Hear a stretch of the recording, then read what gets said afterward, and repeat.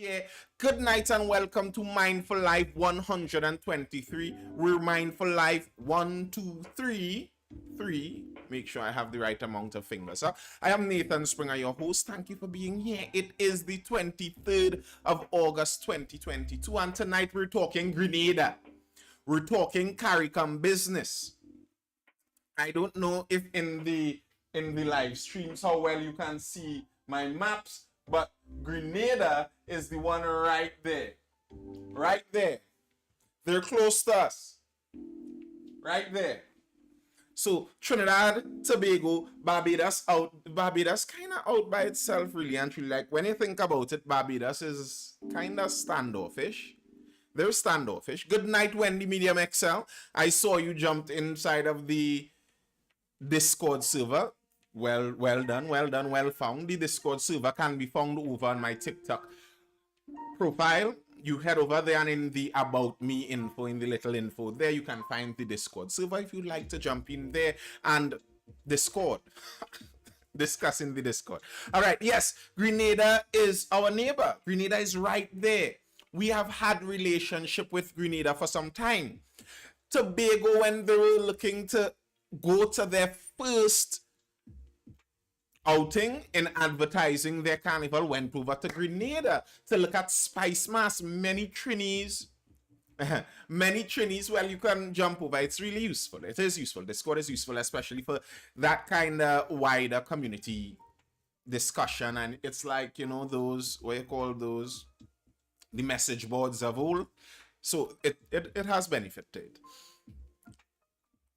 You will get those updates over there for the meetup on the 28th, so you can head over to Discord to look at that.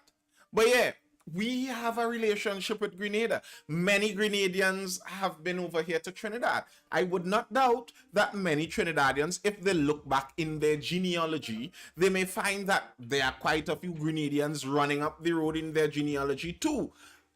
But for some strange reason,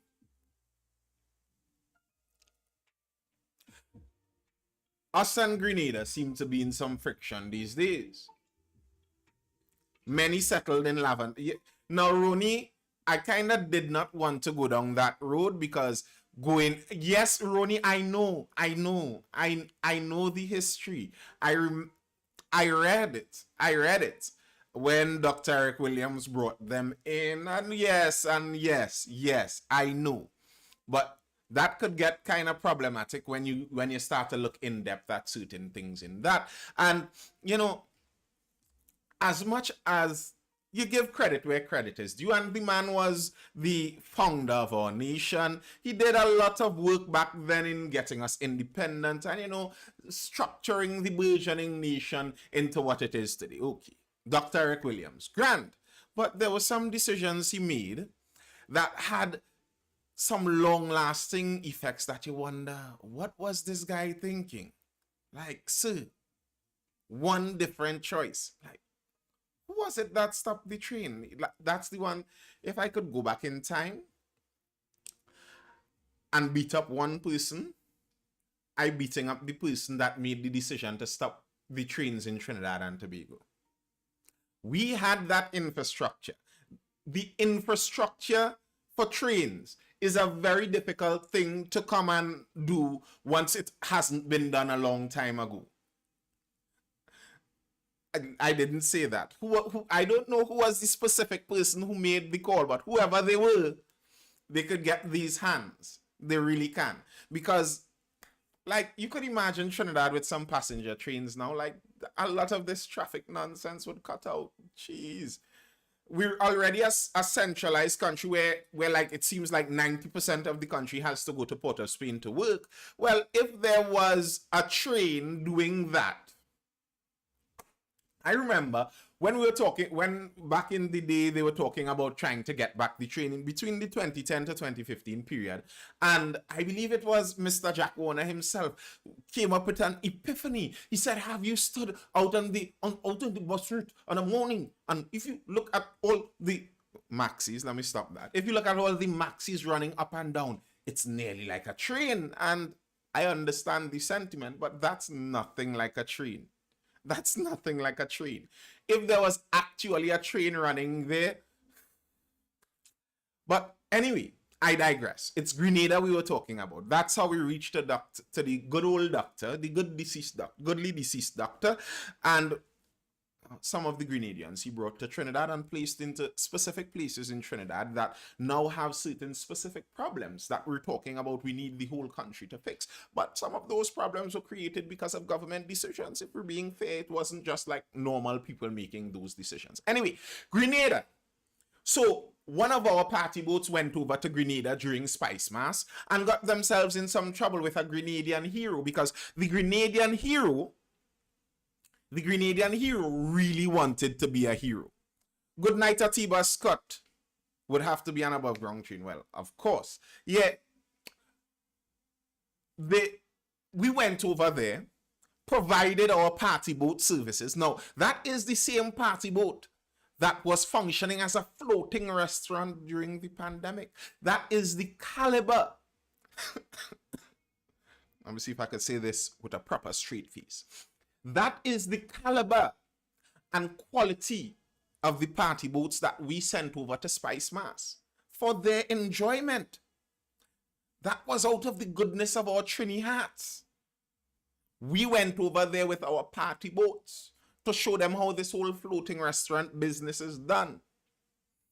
And as gratitude for our party boats, when they were trying to get one well-known Grenadian off the boat, a scramble occurred and unfortunately the man was capsized into the water. And they were punished for that. They had to pay a whole set of Eastern Caribbean dollars and they spent a little time in the jailhouse. The members of the crew and the captain. Although according to the story that they gave, the Grenadian sportsman was the one who started the confrontation. That was the story they gave, and yet still they had to pay some money and they pleaded guilty. Pled or pleaded? I'm not sure.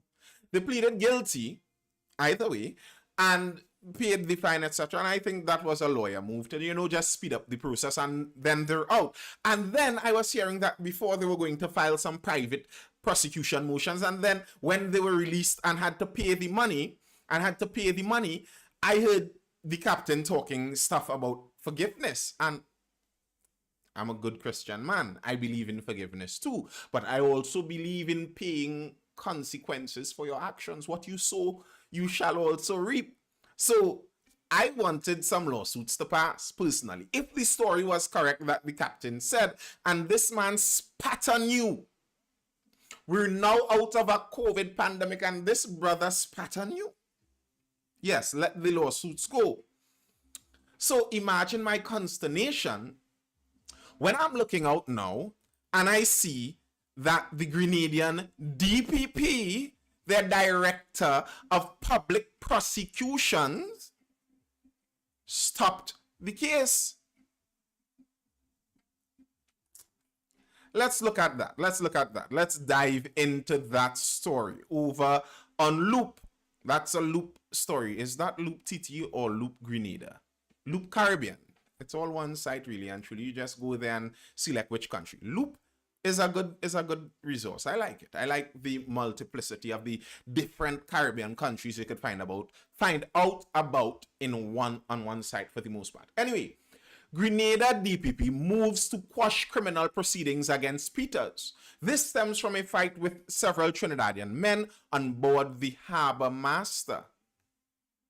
The Director of Public Prosecutions in Grenada, Christopher Nelson, remember that name, folks, Christopher Nelson, Monday, moved to quash a private criminal matter being filed against Grenada's sporting icon Anderson Peters and his brother, Kidon. I believe Kidon would be Kidon Peters.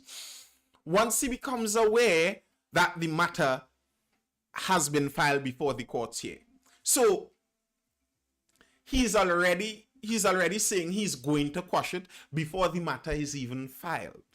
The matter wasn't even filed yet when he already made that statement, I am going to quash this. This means, this is him speaking here, This means that I will immediately file for discontinuation of the proceedings. I will bring this to an end without prosecution. Like, what is that? Like, this statement, when I read this, when I read this statement, I'm like, is this man a prosecutor who is supposed to be looking out for justice in a country? You understand? The prosecutor is the one that is supposed to be the one chasing after those that broke the law. His statement is, I will bring this to an end without prosecution, said Nelson, explaining that a private criminal proceeding is a rare approach to seeking criminal justice, but is one that is available for citizens to use. All it requires is filing the necessary documents with the magistrate court, and the police will be required to serve a summons for the date of the hearing, said Nelson. Last week, former Attorney General, that was news I found out, Cajetan Hood, who is representing the Trinidadian crew members of the Barbados-owned Harbour Master vessel, announced plans to file private charges against the world-rated sportsman and his brother. So, I think these guys are serious. I think these guys are serious. If they hired the former Attorney General, I don't think they're playing. And I hope they're not. Because as many people in the chat are saying, you see, this spit on you part, like, cuss somebody. I rather you punch me. Give me a square cuff to face. But how you will spit on somebody? Like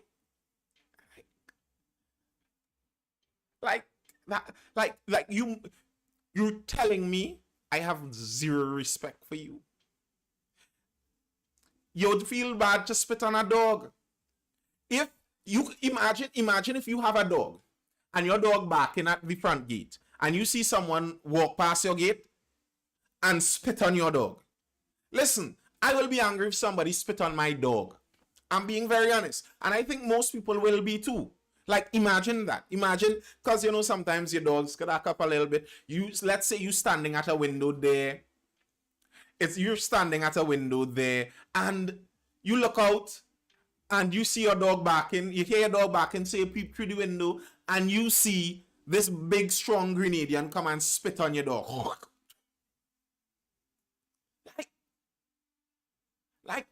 I will get angry, even if you spit on my dog. Even if you spit on my dog. So much more to spit on somebody. Nah. Like, spit.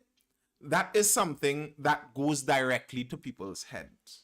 Like, you spit on somebody, that the rage flies in there. And, like, I think if you're prosecuting a case where someone was spat on first, I think you have to give them some temporary insanity, please. And, you know, some grace for temporary insanity. Because spit in face, that's a different level.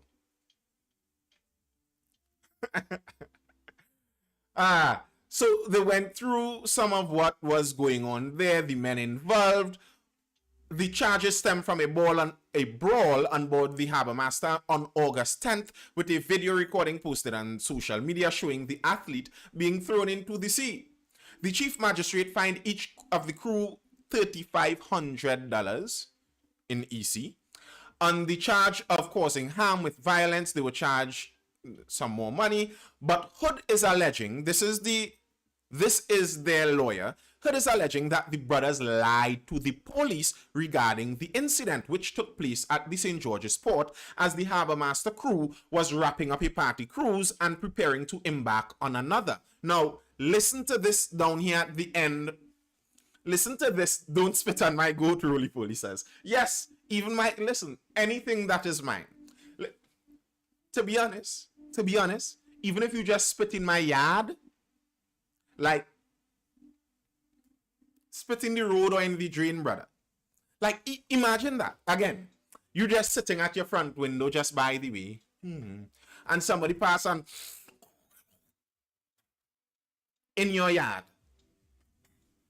Like, if somebody spit on your wall, like, think about that. If somebody spit on your front wall, you come out someday, you already hear the man spit, but you didn't want to believe he spit on your wall.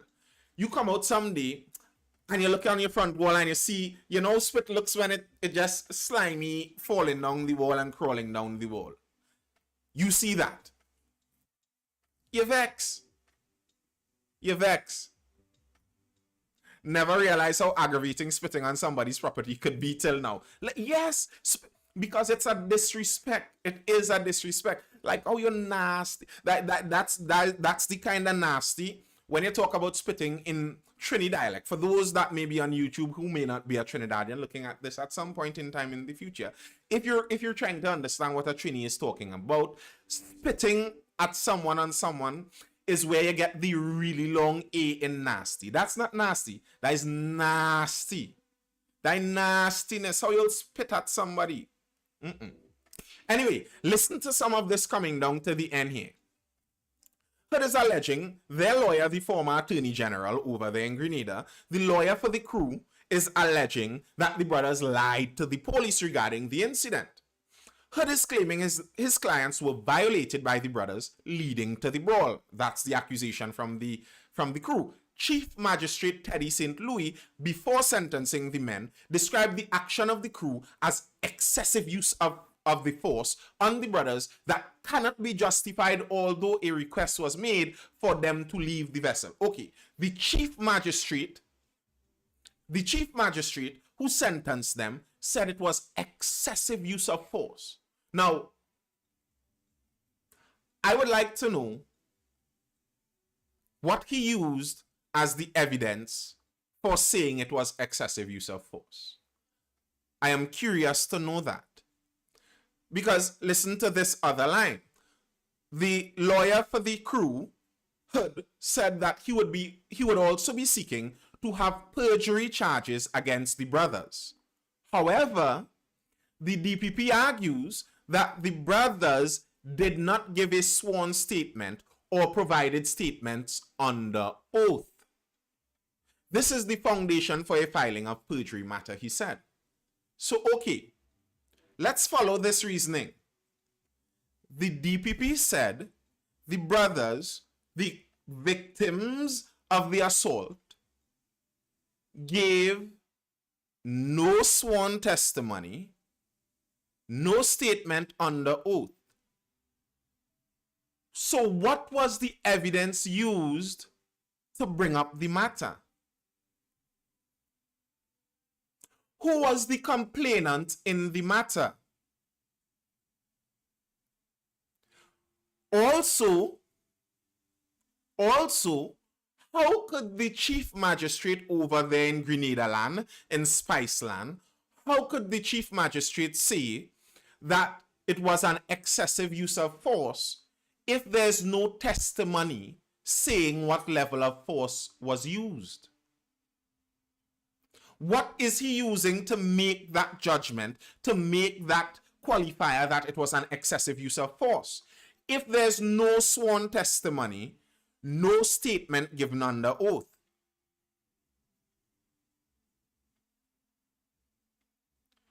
So, how was this case prosecuted? What was the evidence in this case? What was the evidence that was used? No sworn testimony, no statement under oath by the victims. How is this prosecuting? How you went through with this process? Explain that to me, someone. How is that possible? And in that case, you could see possibly that from the very beginning, good night, Tony the Ambassador, from the very beginning, they may have already been setting it up to make sure that their golden boy is protected. They prosecuted a case without him having to give any evidence so that his hands are clean of the case.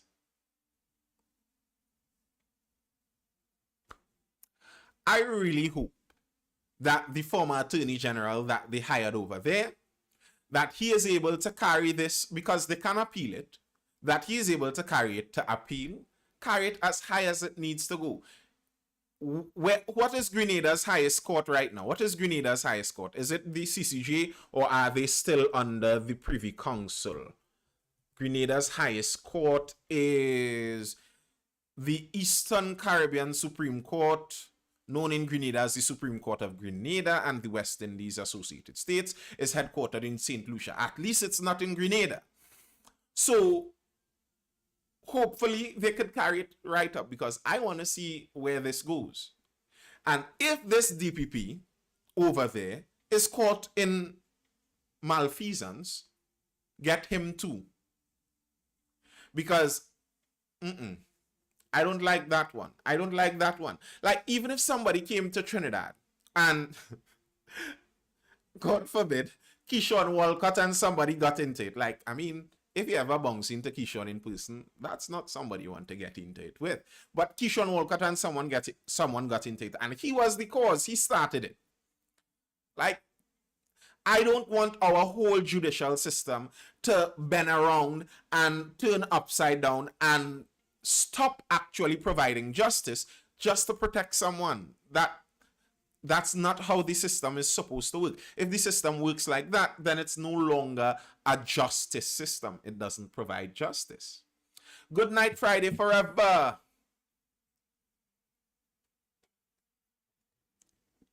Tony the Ambassador says they seem to be going based on public feelings and not the law, and that is scary. And that is scary. You do not want to rule by public feelings, because public feelings are fickle. I don't know how many, Fearless 1512, I don't know how many of you know your Bible well, the good book. The same crowd that was praising Jesus one week wanted him dead the next week. The feelings of the crowd are fickle. That's the lesson there. The feelings of the crowd are fickle. You can't be running justice based on that. That's the whole purpose. You have a written constitution that you could go back to something written and unchangeable to see, all right, does this line up with what the people are saying here? Good night, interesting. I want to hear what the ground's saying. I was looking for that, Empress Rooney. I was looking for that. I saw a Grenadian article posted. Now, it seems like they don't comment. Sorry.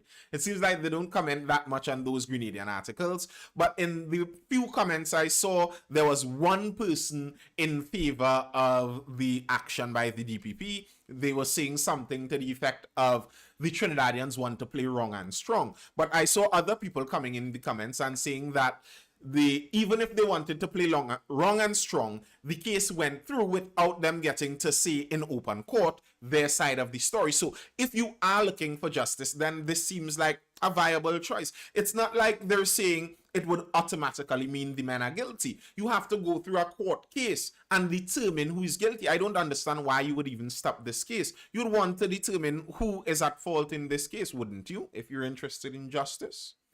Roly Poly says, true, the system should be unbiased. That is the mark of a sound judicial system. Roni says, because now the people know he's part on the man, people's minds might change. Yeah, it might. It might. I am not sure there would be as much public support for that, even in Grenada. And the thing is, when there has been a few less. There have been a few less lately, but there have been quite a few online spats between different Caribbean countries, especially on Twitter. Twitter is a strange place. But because Trinidadians are ever present online, I feel if you look at that statistic, Trinidadians have the most hours online by far. I know Trinidadian wins as it comes to adult viewing. Trinidadian is on top of that too.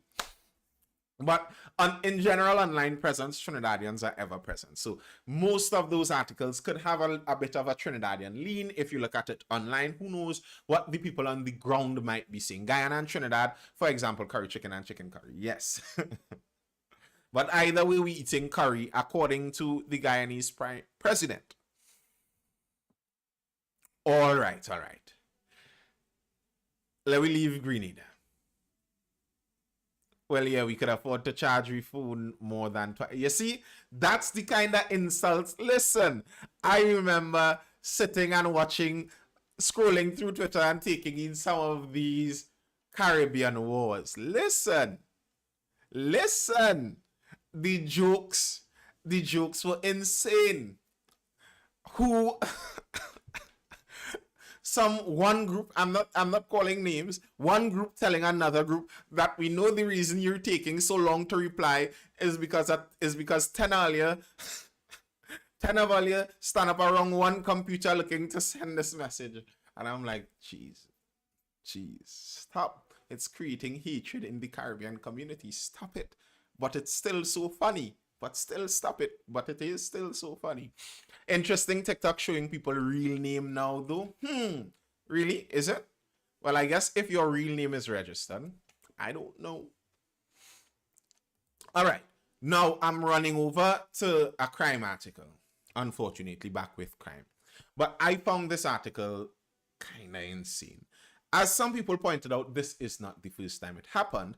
But when I look at some of this, the audacity of it, the braveness in this was scary. Some people bring flamethrowers to these roasts. Yes, some people do.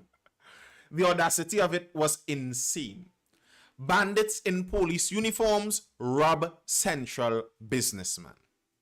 A central businessman's family was tied up and robbed of a large sum of money and valuables over the weekend. While the family has been victims of crime in the past, this time the ordeal was even more traumatic, as the perpetrators were dressed as police officers. Speaking with Guardian Media yesterday, Rajendra May, owner of the Army Hardware and Double Palm guest house chains, and Hangers Extreme Restaurant and Bar, said around 4:40 on Saturday, he got a distress call from his daughter. She said, "Daddy, there's police in front of the house." But I told her they cannot be police and are bandits, because if it was police, they would come to the hardware and notify me. I told her to lock the door and do not come out, Army said. Now, I know this region.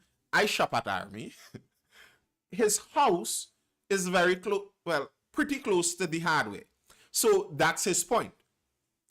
If they were legitimately police, they would go to his office at the hardware to meet him there. So he told his daughter, from that, don't open the gate. Now, I was looking at the police propaganda program, and someone was suggesting that this has something to do with them, what they always disliked about security uniforms now looking like police uniforms. And I saw someone seem to suggest, like, who may have sewn this up. Listen, these men had pretty authentic police uniforms. This looks much more like you need to go and look where the missing police uniforms might be, because they were very authentic looking. They had the patches, they had everything. It does not look like someone seamstress tacked this together. So the whole security uniform pass, no, that's not what they did. They were in police uniforms. Go look to see where the police uniforms are missing from. Within minutes, May said the 4 armed men jumped the fence, broke down the door, and gained access to their Chase Village Shoguna's home. When they get inside, they tied up my wife and my daughter's boyfriend, and they took my daughter at gunpoint, asking her where the money was. She cooperated with them. He continued. The bandits took a large sum of money and jewelry just as the men were about to escape. May said one of his trucks pulled up and blocked their van. They couldn't drive out with his vehicle, so they eventually jumped out with the money, come out on the road, and hold up another vehicle they used to escape, May said. So he sent one of his trucks over, one of his trucks blocked them from escaping. They still jumped the wall, run up the road, hold up a next vehicle. The poor people in the vehicle, like, they're confused at these police. And I'm thinking in that kind of situation, like, what do you do? If I see a group of police running up to me or chasing me now I have to think, what do I do?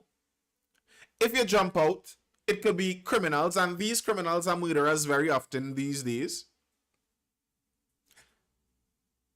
And if you drive off, I don't know if you all recall, but the youth men in the Aqua that got shot up in Port of Spain, their crime was driving away from the police. They drove off when the police wanted them to stop.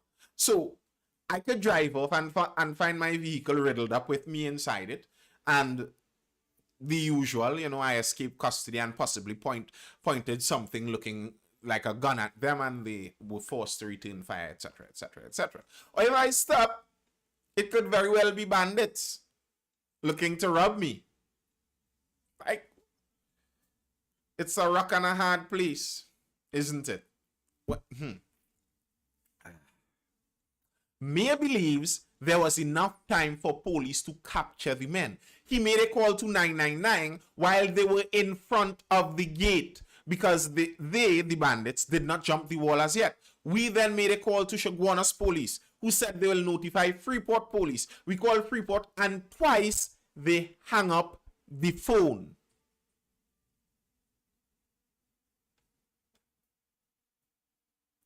So he called 999, he called Chaguanas police, he called Freeport police, and they hung up the phone on him. Now, the irony in all of this, they took over 20 minutes to respond. He said in that time they could have actually caught the bandits.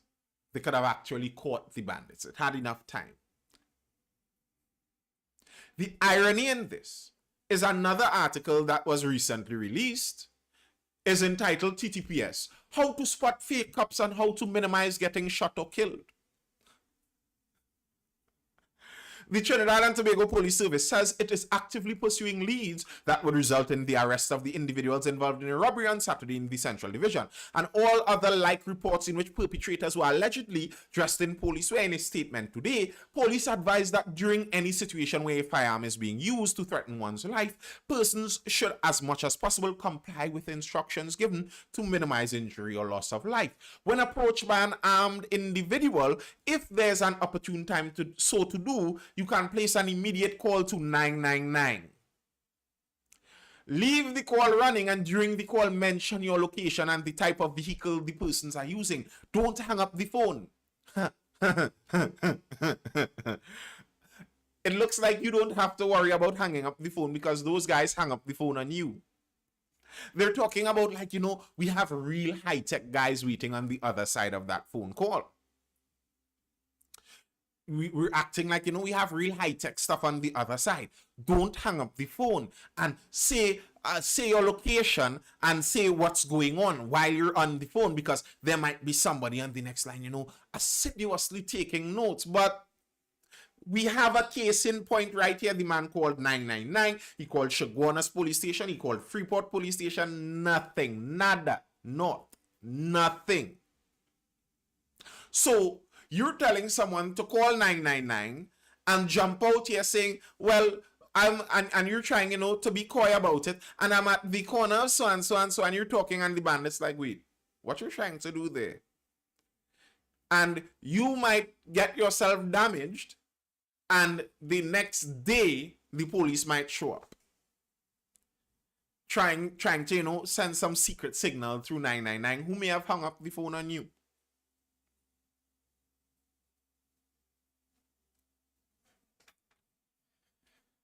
Jacob is just warming the seat. That is very funny that you said that. Jacob is just warming the seat coming, because he in a statement recently said that people are looking to the position of top cop too much. People are looking at who is at the top of the police too much. They're focusing too heavily on the commissioner of police. Jacob, one man can't solve TNT's crime. Don't look for Superman.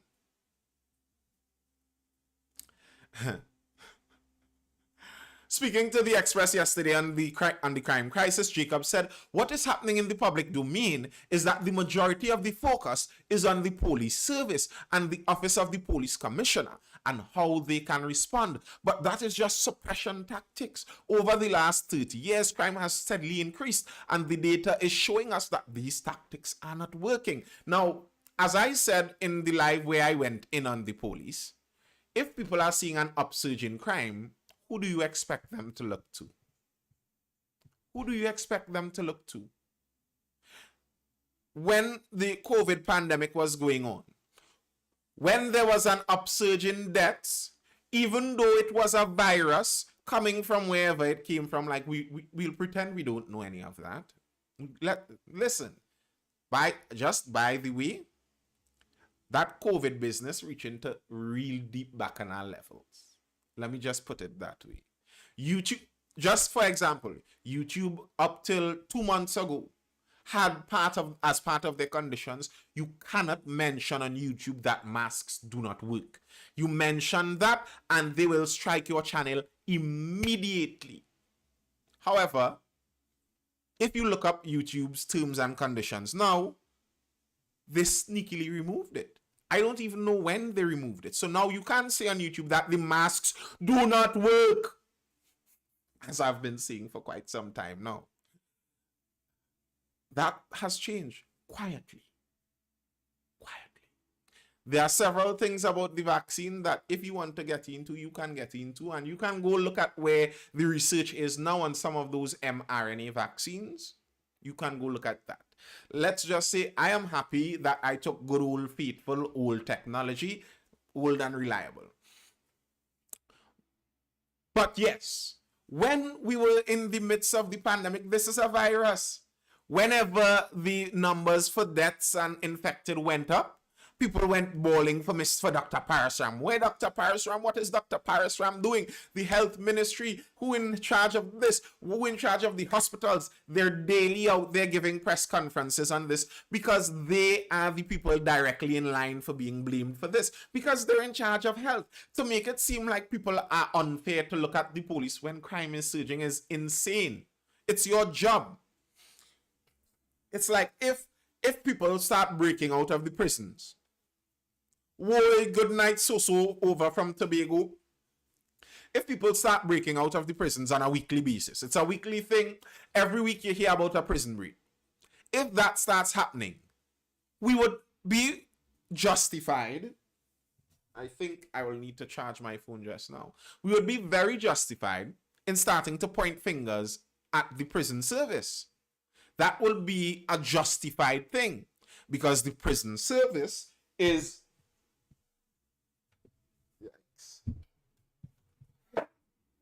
Just a moment.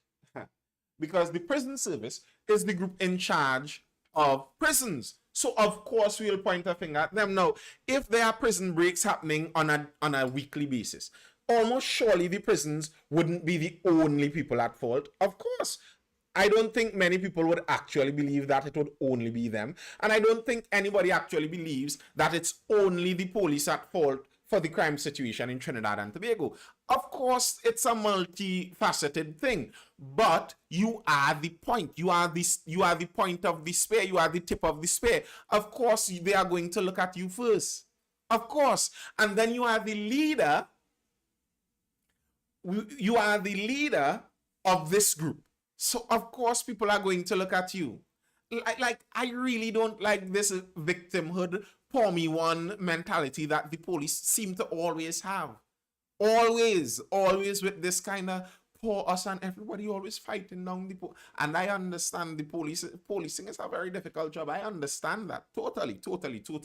But I think the public image should be one of much more strength and competence than always this pleading with, just give us a chance now. We're trying our best, and all you're always telling me that we not. Like, to me, every conference I hear from the commissioner songs like that. Last week I was reading about that. We're trying our best. Like, what do you mean by trying your best? If you're trying your best and the crime situation is out of control, then your best is not good enough. As I said last week, that's ridiculous. And to talk about we're trying our best and everybody only blaming we and everybody only blaming me, like, that sounds like you are not the person cut out for that job. If that's how you think about it, leave the job and get someone who can take people blaming them. Someone who would take the blame on their back and say, listen, this is what I am doing. This is what I'm capable of doing. This is what I want to do. And these are the people inhibiting me from doing more. Like, hold on to the thing. Like, what we need is to come together as a community and work together, because it will not be one man who turns the tide. It will not be a man wearing a Superman cape, and he went into his examples there. It's Trinidad together will work this out. I agree with that. Too much focus on top cop office. Jacob said, While the office of the Commissioner of Police was important to the police service, he believes there has been too much focus in recent times over who is in charge. I find that to be, I'm trying not to use too strong of an adjective, a very silly statement. I find that to be a very silly statement. Let's leave it at that.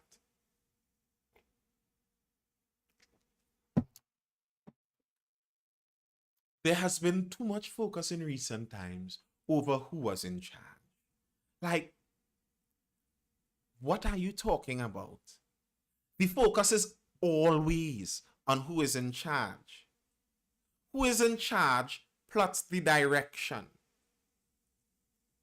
It's like Dr. Rowley coming out and complaining that too much people are blaming the Prime Minister and only looking at the Prime Minister for issues. You are the one in charge. You went, and the ridiculous thing to me is these people go looking for these jobs. Listen, no one went and looked for Mr. Jacob deep in the jungles of South America, and he was there in a hut by himself just meditating on crime prevention, and they went with a search party and looked and begged him and grabbed him up and captured him and dragged him back to Trinidad and pleaded with him, please sir, be our police commissioner. That's not what happened. He went and applied for that job. That was the job you filled out the application for and you got. And now you're talking like, oh my goodness. Bit does the doctor not do the same? You ain't see that? Yes, he does do some of that, but not in that same way. Yeah, you asked for that job. How can you now make it seem like the pressures of the job are unfair?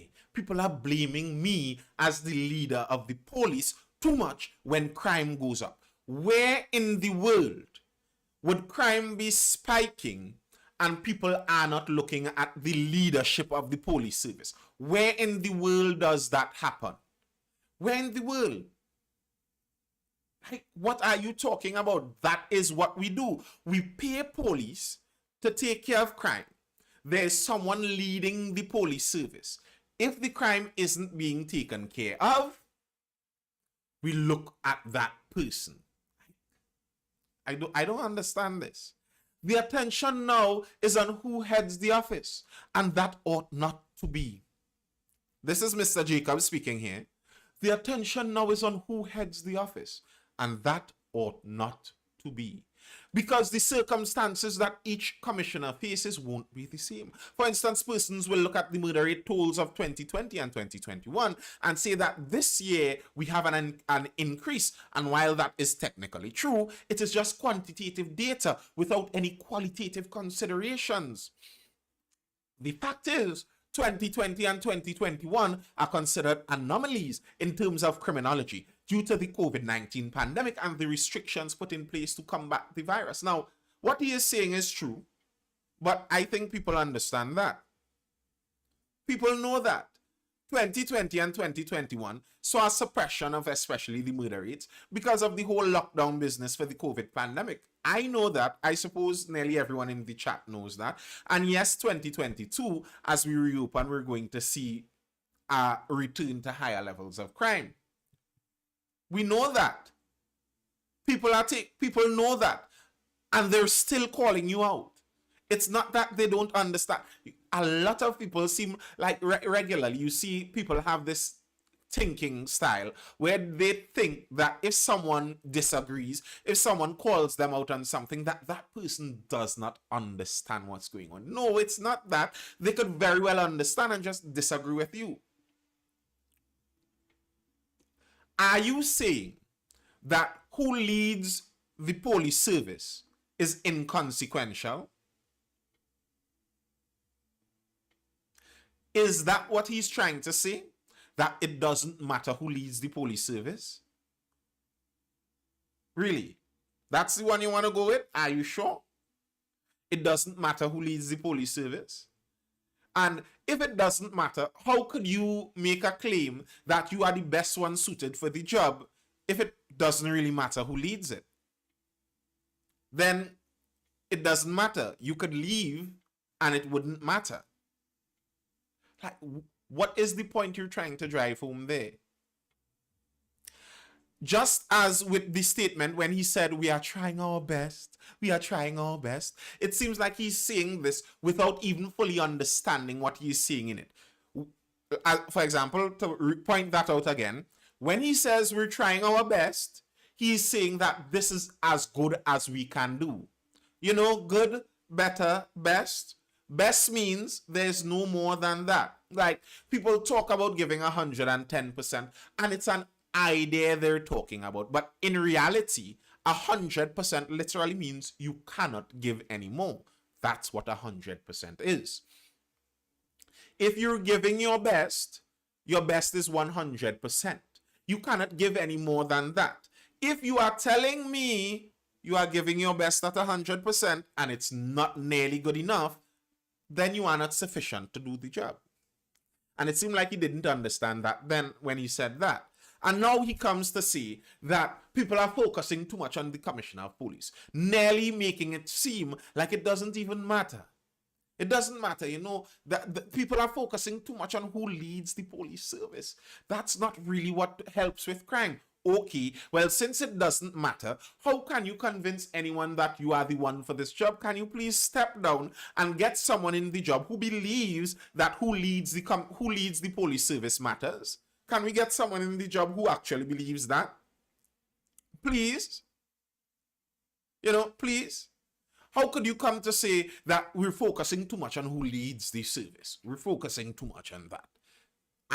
I thought that was consequential. If it's inconsequential, then leave. And let's get someone who believes it's consequential to go in there and, you know, actually try to do something.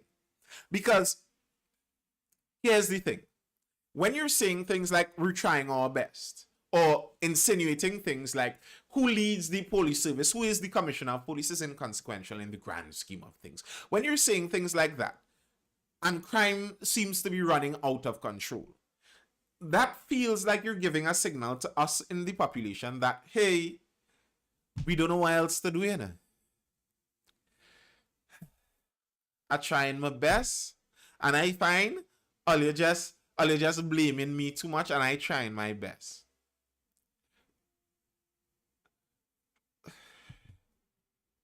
When you have 4 murders overnight, 16 murders over what you might consider the extended weekend, and the person in charge of trying to figure these things out is saying, I tried my best and all, you just keep blaming me, and can someone please do something? Please? Please, someone please do something about that. Please. Please. All right, folks, that's all I have for now. Any further questions or comments before I dive out? Anything further, folks? That's like the child that plays all day, then fails the exam. Hi, Ashna Paria. Hi. Welcome. Is it your first time in the live?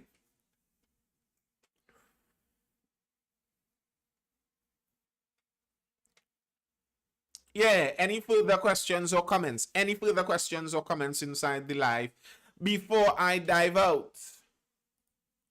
Before we leave and call it a night?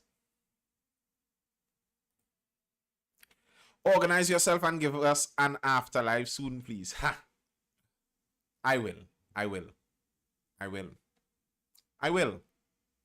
Soon. Very soon. The group meetup month ends still on? Yes, it is. Yes, it is. As I said at the beginning, head over to my profile there on TikTok and you can see the Discord server link right there in the About Me information. You click that, you hit that and join the Discord server and voila. You are there in the discussion on that meetup, the Mindful meetup at the end of the month. I just said where it is on my profile. Click on my profile over on TikTok.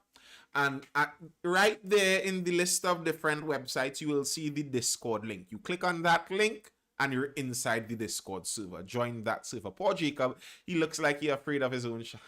You ever see him on the road in a roadblock? Don't want to comment on that. I really don't. I really don't. But he gives me the same vibe that Stephen Williams gave me. Let me put it that way. Him and Stephen Williams seem to kind of be like copies of each other in a kind of way. Like, I can't really tell them apart in a sense, you know. They kind of literally look the same, they act the same, they kind of sound the same.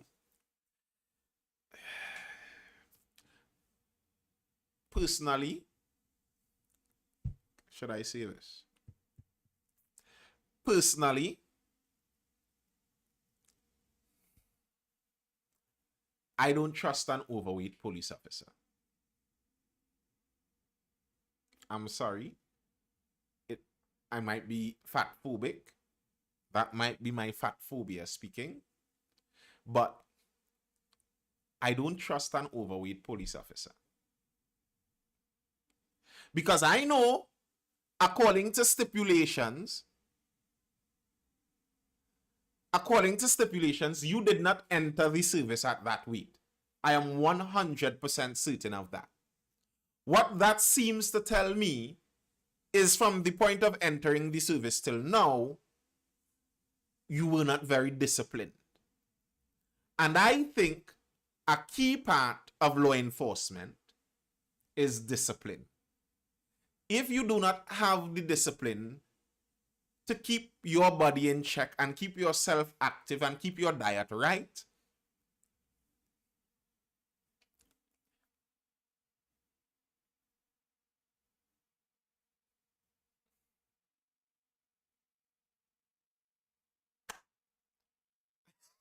Dylan hates stuff. Dylan hates stuff says he ain't Gary, he wouldn't come for you, he already doing his best. Listen, that's for true. That's for true. That's for true. I am almost certain if I said some of the things I just said about the previous commissioner, you all know the live was going to be hot tomorrow. that last commissioner, I couldn't have gotten away with calling his name. I can assure you the live would have been hot by tomorrow. One thing for certain, he knew his way around the internet much better.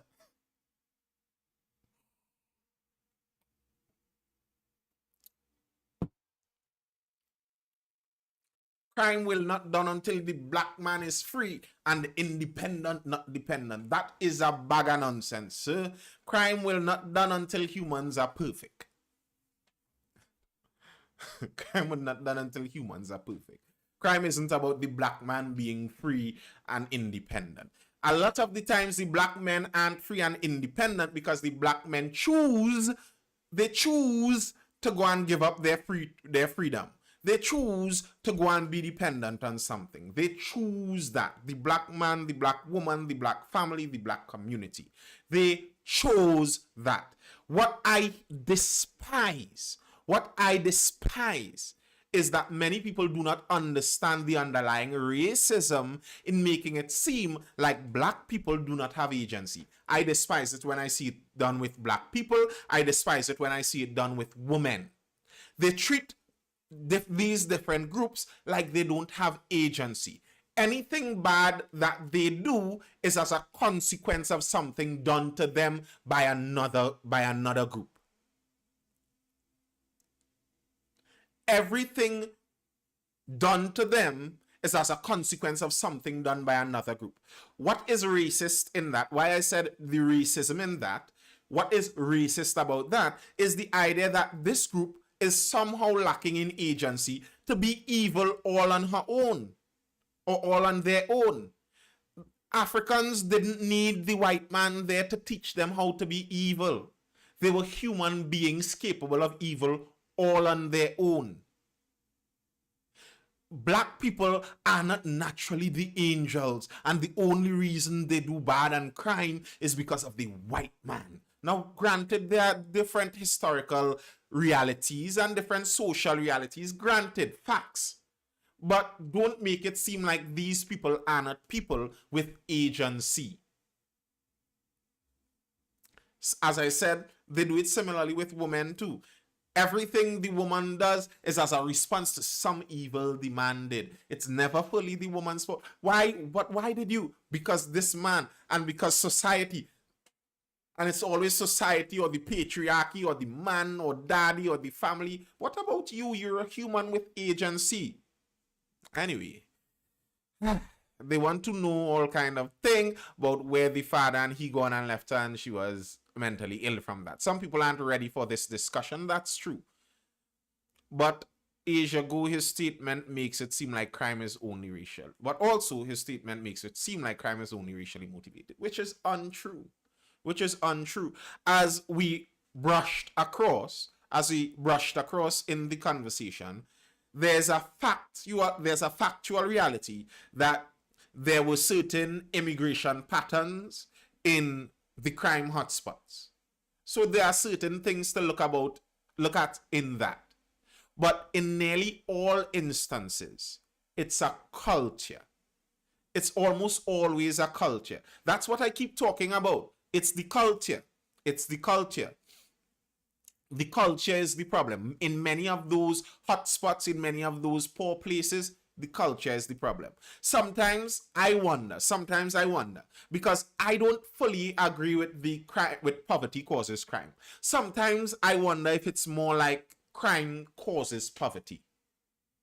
It seems more like that to me sometimes, because if you look at neighborhoods, if you look at communities that were poor 20 years ago, but did not become crime hotspots. They were poor, but never became drug dens or anything like that. 25 years down the road, 20 years down the road, the community is built up. I see this all the time in Trinidad. A squatters community that was just one-room wood shacks. 30 years ago is now a well-structured community with only concrete buildings, many of them going down to the mansion side. I think there may be some reality to the fact that crime causes poverty. And some of these communities, if they were able to kick out the criminal element, may have lifted themselves out of poverty a long time ago. Humans don't need that much help to come out of poverty. And that's where I disagree with a lot of those things. I don't think that we need social programs across the board for everything. I think social programs do help and they have their place. That's not what I'm saying, kick out all the social programs. I'm not saying that by any means. But by and large, people lift themselves out of poverty. You look at China. They raised how much? Nearly 1 billion people out of poverty within the last 30 years. And how they did it wasn't through government grants giving money to the Chinese citizens.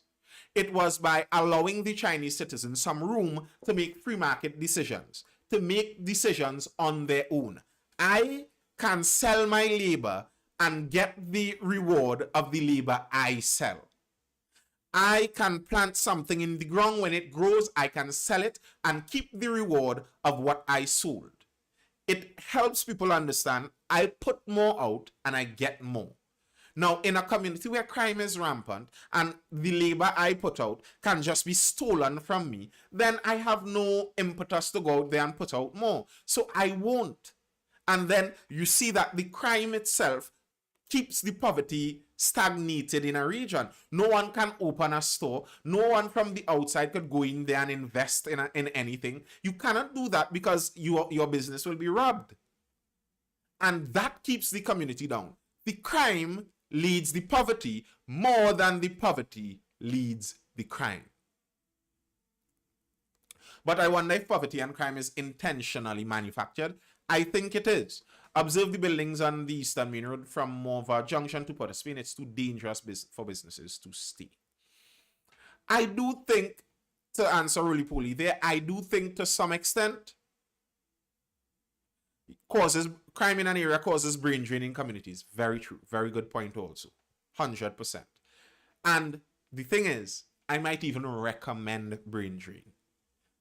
If you were born into some of these communities and you are unable to stop the crime in the community that is outside of your reach, and you want to excel and you see that the crime is bringing down this community, I would say leave and try and help from the outside. That might honestly be my recommendation, because it may be literally impossible to try to do it from the inside. So I could understand the brain drain completely. I completely understand that. Now, to speak on what you were saying, really, Puli, I don't doubt that to some extent crime and poverty would be intentionally manufactured. It's like the drug epidemic that hit certain places. Yes, if someone starts bringing crystal meth into Trinidad in a big way, that's not an idea. It's just an example. If someone does that, almost surely you are going to see a lot of junkies, a lot of pipers on crystal meth.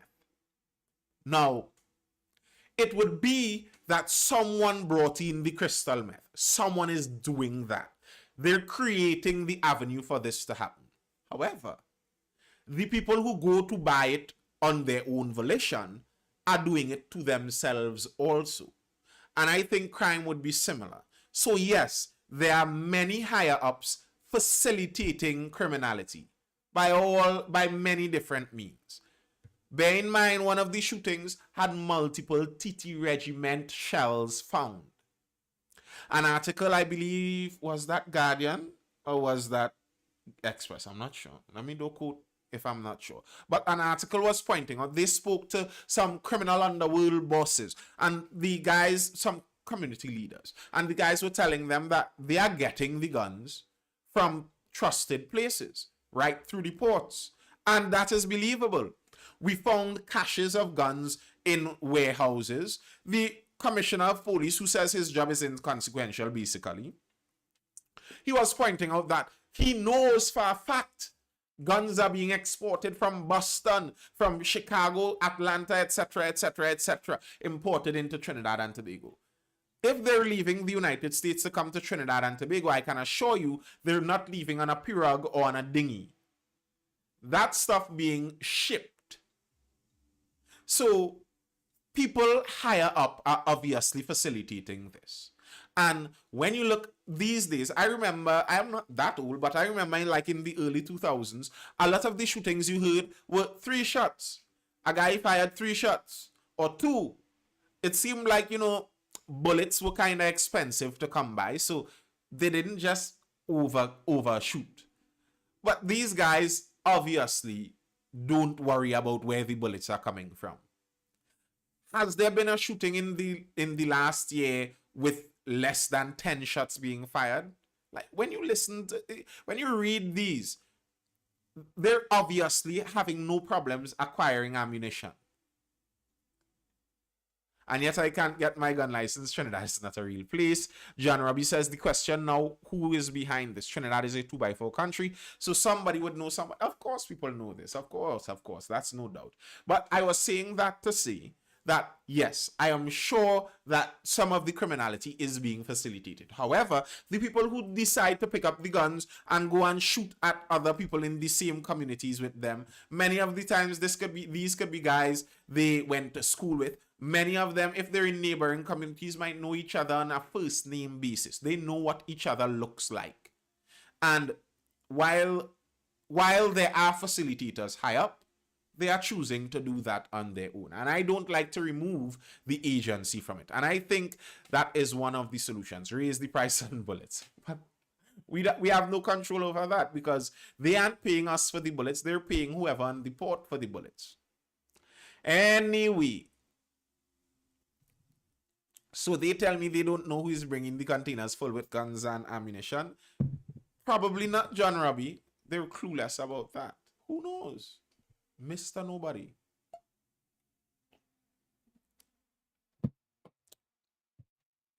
Those, to me, I don't think those things are that hard to find out personally, but I think those things are very hard to find out because of the amount of money that is in those circles, the amount of money that passes hands there. It's just too much money.